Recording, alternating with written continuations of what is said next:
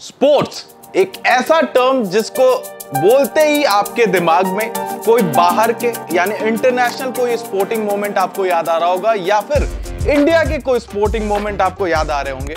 जिनमें से सबसे ज्यादा स्पोर्टिंग मोमेंट अगर इंडिया की बात करो तो आपको क्रिकेट से रिलेटेड याद आएंगे, क्योंकि क्रिकेट 140 करोड़ के इस देश में रिलीजन माना जाता है और क्रिकेटर्स की यहां पूजा होती है। लेकिन ऐसे देश में जहां क्रिकेट को रिलीजन माना जाता है, उसके अलावा भी बहुत सारे ऐसे स्पोर्टिंग मोमेंट्स रहे हैं जहां पे इंडिविजुअल परफॉर्मेंस हो या फिर टीम परफॉर्मेंस हो, ऐसी परफॉर्मेंसेस रही हैं जहां पे पूरा भारत एकजुट होकर सेलिब्रेट करने पे मजबूर हो गया।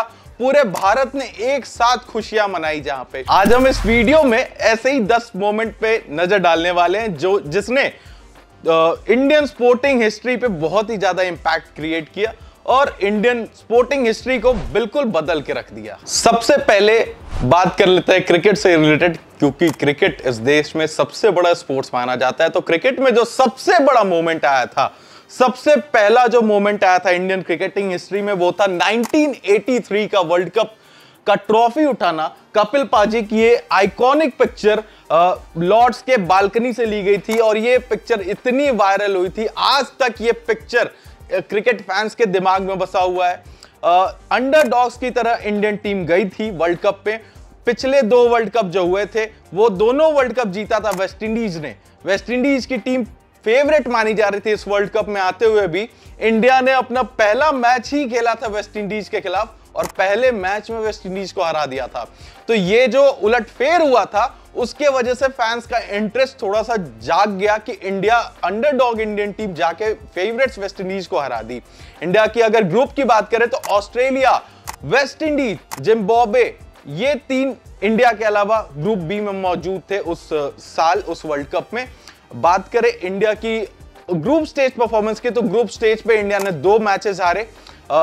पहला मैच ऑस्ट्रेलिया के अगेंस्ट हारा था इंडिया उस ग्रुप स्टेज में। रिटर्निंग फिक्सचर में जब मैच हुआ वेस्ट इंडीज से, तो वेस्ट इंडीज ने दूसरी बार जब लीग स्टेज में मैच हुआ तब उसमें इंडिया को मात दे दिया था, वरना उसके अलावा इंडिया ने सारे लीग स्टेज मैचेस जीते। आपको याद होगा कपिल पाजी का 175 का नॉक, जो कि टेलीकास्ट नहीं हुआ क्योंकि बीबीसी उस दिन स्ट्राइक पे थी, तो वो टेलीकास्ट नहीं हुआ। लेकिन उस समय की सबसे बड़ी इनिंग थी, ग्रेटेस्ट इनिंग ओडीआई की उस टाइम की मानी जाती थी और आज भी कितने लोग मानते हैं कि वो ओडीआई हिस्ट्री की सबसे ग्रेटेस्ट इनिंग थी। तो वो भी उस वर्ल्ड कप में जिम्बाब्वे के अगेंस्ट खेला गया था। बात करें सेमीफाइनल में इंडिया का मुकाबला हुआ इंग्लैंड से, इंग्लैंड को हराया सेमीफाइनल में हरा के टिकट कटाया फाइनल में, जहां एक बार फिर मुकाबला हुआ वेस्ट इंडीज से ही। वेस्ट इंडीज के खिलाफ इंडिया ने पहले बल्लेबाजी करते हुए मात्र 183 रन बना पाई, ऑल आउट हो गई टीम। वहां पे लग रहा था कि 60 ओवर में 183 तो वेस्ट इंडीज के लिए बहुत ही आसान बात है। यहां पे मायूसी छा गई थी इंडियन फैंस के चेहरे पे, जो इंडिया से मैच देख रहे थे, जो वहां स्टेडियम में मैच देख रहे थे। लेकिन वहां पे कपिल पाजी के टीम को वो हार मंजूर नहीं थी। कपिल पाजी के टीम को तो कुछ और ही मंजूर था उस दिन, और जो उसके बाद बॉलिंग में प्रदर्शन किया, 140 के मैच स्कोर पे माइटी वेस्ट इंडीज की टीम को आउट किया, जिसमें विवियन रिचर्ड्स भी हुआ करते थे। उस टीम को 140 पे रोक दिया और वो वर्ल्ड कप फतेह कर लिया। उसमें आइकॉनिक कपिल पाजी का एक पीछे भागते हुए कैच भी पकड़ा था उन्होंने, बहुत बेहतरीन, वो भी फैंस के मन में बस गया। वहां से उस मोमेंट से इंडिया में क्रिकेट की वेव शुरू हुई और आज तक इंडिया में सिर्फ क्रिकेट का वेव ही चलते रहता है।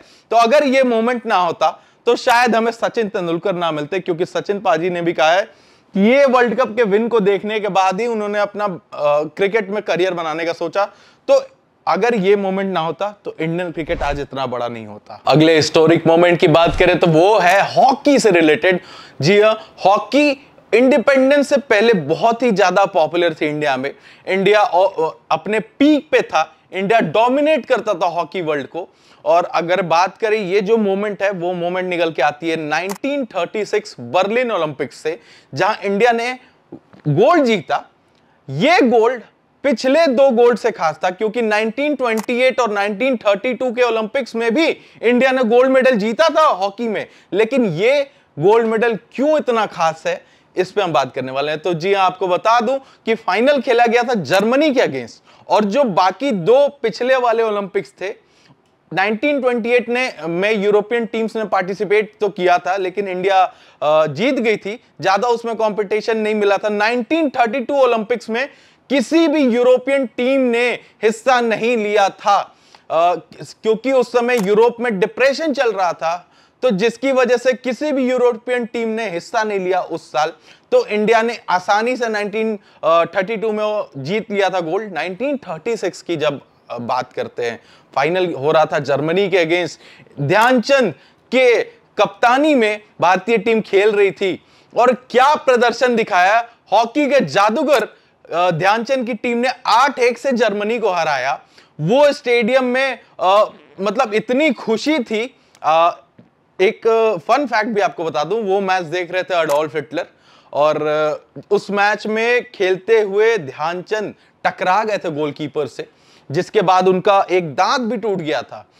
उसके बाद भी ध्यानचंद ने हार नहीं माना। उसके बाद भी वो कंटिन्यू रहे, पूरा मैच खेले, जूते भी उतार दिए थे तेज दौड़ने के लिए, कि बिना जूतों के उन्होंने पूरा मैच खेला। एक दांत टूट चुका था फिर भी मैच खेला।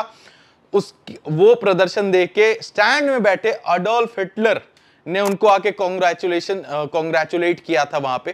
तो एक बड़ा मोमेंट था जहां की इंडिया ने सारे यूरोपियन टीम के होते हुए जर्मनी को डोमिनेट करके फाइनल में हराया था।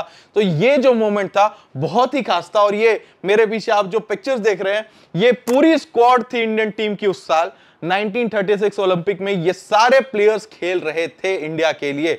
तो ये आइकॉनिक पिक्चर है, और ये आइकॉनिक टीम ने उस साल जो गोल्ड मेडल जीता, उसकी गूंज आज तक हॉकी वर्ल्ड में है। अगली बड़ी मोमेंट की बात करें तो वो थी फुटबॉल से रिलेटेड 1962 एशियन गेम्स। वहां पे इंडिया ने जीता था गोल्ड मेडल फुटबॉल में।